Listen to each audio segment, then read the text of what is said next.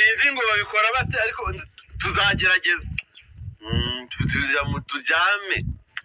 Asubwo urumva umuntu azaba afite imbaraga zo kugerageza. Si ukuryama se gusa ari ikintu n'ubundi tuzatuje kuruhuka. Cyambere se kuryama nanjye ngaryama. Nibyo none nawe ndi kuvuga. Ahubwo tuzaryama nanjye ngo umunsi wambere tuzaryama uzahita urira. Ndizwa n'iki? Ndabizi se. Wenda wasanga amashuka azatwiyorosha azaba aryana muko amashuka y'ubugeni wenda bari ikibazo. Tumva wowe nzakwigishiriza. Iki se? Ko baryama. Ufite amatsiko yo kuryama umunsi wa mbere njye nawe. Waje ziswa tugiye kwiryamira mu rugo. Kandi tugomba kuryama ku munsi w'ubukwe. Bakubwiye ko nyine ugenda ukaryama n'undi akakuryama iruhande. Umukobwa ngaryama hano n'umuhungu akaryama hano naho muryamana mu buriri bumwe. Ubundi nkahita ndira. Si ubwa mbere ukarira. Rwose. Umunsi uzakuriza. Uzankubita se. Cyapfa kuba tuzaryamana. Umunsi. Ako ni ubundi uburiye ujya ugira. Ngira iki? Ubwo Nyambo bikomeza kumucanga cyane, araturika ararira, rwa rurabo maze arangije ararufata arumukubita mu maso, mbese ubona ko biramubabaje cyane kubona bamukinishije bingana gutyo. Arangije ahita nivumbura aragenda, Kiramana abura icyo akora. Welcome to part 3. Mbahaye ikaze mu gice cya gatatu cy'inkuru yacu My Future Husband. Iyi ni inkuru ya Miss Nyambo ndetse na Kiramani igamije kugira ngo ibashimishe ndetse bigishe ubuzima bumwe na bumwe bwo muri isi yacu. Nta muntu igamije kubabaza ndetse ntawe igamije gutungaho urutoki, ahubwo ni ukugira ngo tujye tuganira gusa. Muribuka mu gice cya kabiri twasize Kiramana apfukamye hasi. Kiramana ubona ko yakunze Miss Nyambo, ari nabwo Nyambo yahise afata rwa rurabo ahubwo ararumukubita mu maso ahita nisohokera aragenda. Ibyo bintu muri kumva ko bibabaje.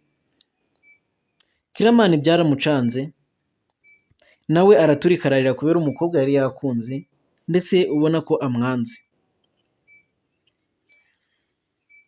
Umukobwa yahise yiruka arataha, mu kugera mu rugo asangayo murumuna we ndetse n'ababyeyi, abatekerereza inkuru yamubayeho uwo munsi, ababwira ibyamubayeho byose, uko Kiramana yamushimuse, ibyo byamubayeho mu rugo nuko bamukinnye agakino. Gusa mu rugo bahiye ubwoba, ntabwo ntuzongere kuva mu rugo. Ariko Nyambo ati rwose uriya muhungu ntabwo ari mubi, ahubwo ikigaragara cyo nuko yari yankunze. Bakamubwira ngo ntuzongere gusubira muri izo nzira, uwo muhungu atazabyongera, ndetse uri kubona ko ubu ngubu wamucitse, hari igihe indi nshuro utazongera kumucika utazasubirayo. Gusa umukobwa agakomeza kubabwira ngo oya, uriya muhungu uko namubonye ntabwo ari umwana mubi, ahubwo aramutse yarigeze no kuba umuntu mubi yaba yaranahindutse, kuko ntabwo ibyo bintu yabikora. Mu bigaragara byo na Nyambo nawe yari yakunze Kiramani, ariko akimushidikanyaho, impamvu yari yamukunze ni uburyo yari yamwigaragajeho, ndetse uburyo yari yamweretse urukundo, ashaka kumwereka urukundo, ni uburyo busekeje ndetse bunateguye cyane.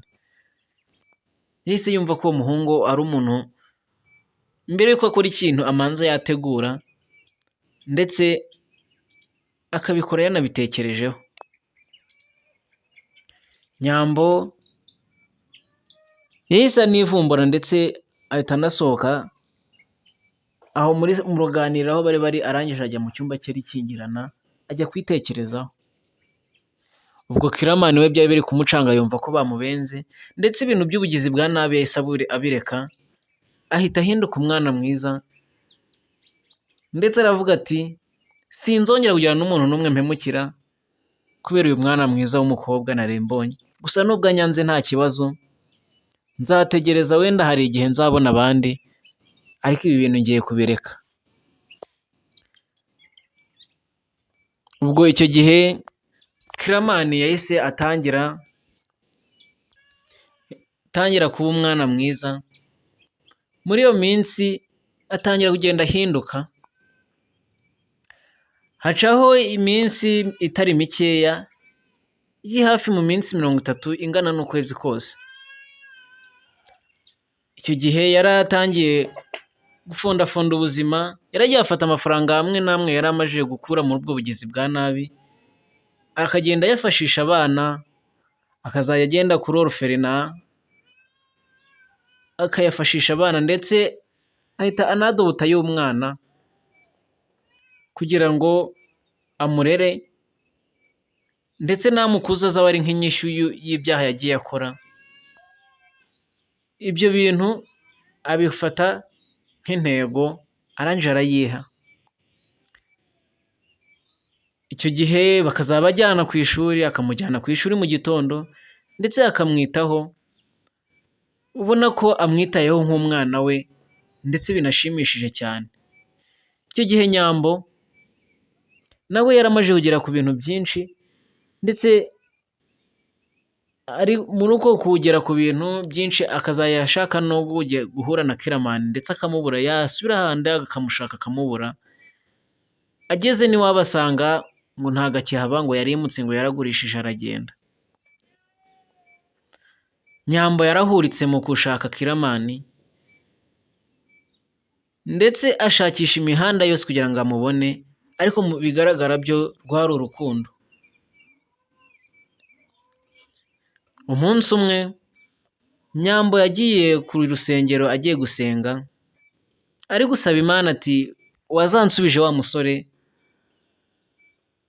basi wenda tukongera tugahura rimwe nkamubwira nanjye uko niyumva, dore ko yari yanyerembwiye ko ankunda, akampa n'ururabo, narenza nkarwanga nkarumukubita mu maso.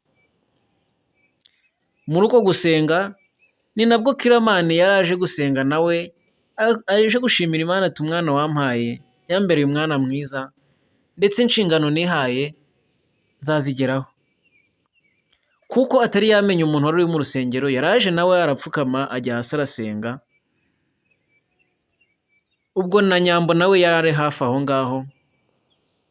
Muri uko gusenga kwabo nibwo Nyambo yafunguye amaso, asoje gusenga, mu guhindukira asanga Kiramani apfukamye hafi aho ngaho nawe ari gusenga, ari kumwe na wa mwana. Ubwo ibisubizo byari bibaye byiza cyane, ndetse ubona ko byari ibintu byiza cyane. Gusa mu kugarura ibitekerezo ahabona umwana, ahita abona ko Kiramani afite umwana, biramucanga. Arangije ahita yivumbura, ahita asohoka aragenda, ahita yirukanka cyane.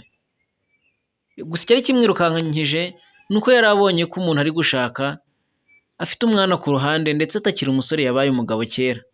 Gusa nk'uko mubizi uwo mwana ntabwo yari uwa Kiramani, yari umwana yadobuse hafi aho ngaho n'ubundi kuri urwo rusengero. Kiramani yarabibonye, abona umukobwa ari kwirukanka cyane, agenda amukurikiye, mu kumugeraho amubwira ngo namuveho, kuko ntabwo bakiri mu rwego rumwe. Kiramani biramucanga, namaze kubera iki uri kumbwira ayo magambo? Umukobwa aramubwira ati ntabwo turi ku rwego rumwe, nubwo ambwira ngo urankunda, ahubwo wari wifitiye undi mudamu ku ruhande, ndetse n'umudamu mwanabyaranye, kubona ko mufitanye n'umwana mukuru w'umuhungu. Ese ubwo uri gushaka iki ku mukobwa nkanjye wandetse nkajya kwishakira abandi nkanjye? Kiramani byaramucanze, ataravuga ukuri, umukobwa ahita amwishikuza, ariruka cyane, ahita amucika. Reka dutegereze inkuru igice cya 4